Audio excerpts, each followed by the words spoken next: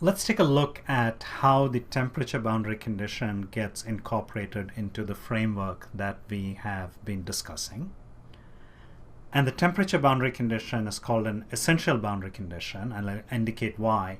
This is in contrast to the flux, which is, as we saw, a quote-unquote natural boundary condition.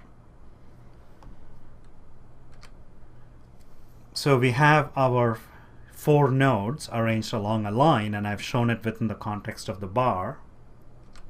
And this is the assumed shape for our temperature. And we have 4 algebraic equations here relating temperatures at neighboring nodes. And I've brought the equation at the first node onto the right-hand side. The reason I did that is because it involves this term, the gradient at the left boundary, and that's the heat flux at the left boundary. And that's not known. So this equation involves an unknown on the right-hand side. So I've set it aside. On the other hand, at the left boundary, we know the temperature from the temperature boundary condition. Okay, so now I bring in the additional equation from at node 1 from that temperature boundary condition. The shape that we have assumed has to essentially satisfy that, that equation. That is, this value of the nodal temperature has to be T0. It's essential for it.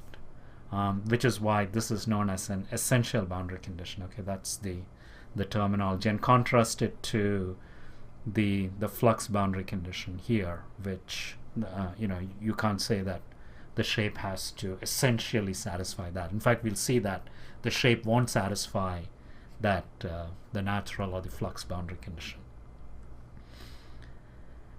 So the solution proceeds in 3 stages. So in the first stage, what you do, so this is the first stage, you look at all the nodes that have essential boundary conditions on them, and you just assign the corresponding temperature value.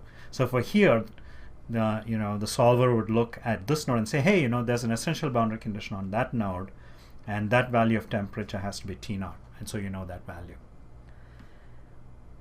Now you come to these 3 equations. This is known, but this is unknown, this is unknown, this is unknown. So you have now these 3 nodal temperatures that are unknown, but you have 3 equations. So you have 3 equations and 3 unknowns, and so you solve them together by inverting that subset of the stiffness matrix, and that's step 2. In this case, that would involve inverting a 3x3 matrix.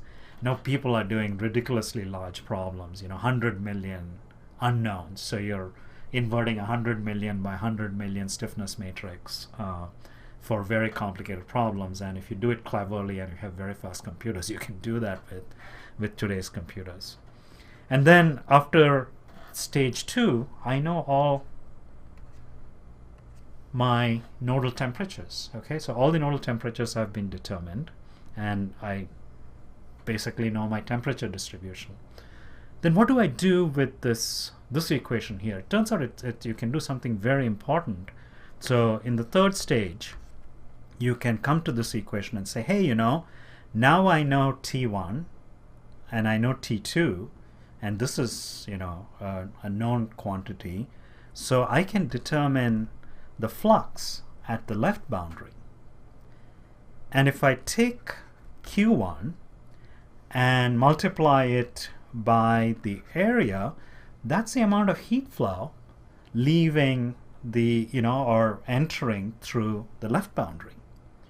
And I can do I can do a check on the solution, whether the solution satisfies the heat balance or energy balance. So I can check that the heat flow coming in, that's this over here, plus the heat generated, which I know, that's Q times the volume, is equal to the heat going out, which I know from the boundary condition.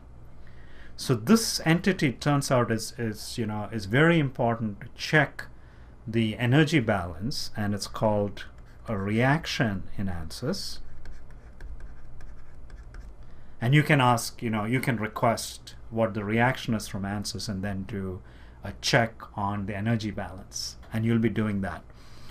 It's called a reaction because it comes, that terminology comes from structural mechanics, where this entity would be the force at the essential boundary. So if you're if you're fixing the displacement, or you're fixing the left boundary, then this reaction would give you the force that's required to hold that boundary there, or that's a reaction. And this three-step process is very general, and for any finite element solver is going to use this three-step process. Step 1 and step 2 are necessary, and step 3 is highly recommended to check on whether your solution satisfies fundamental physical principles such as energy conservation or equilibrium.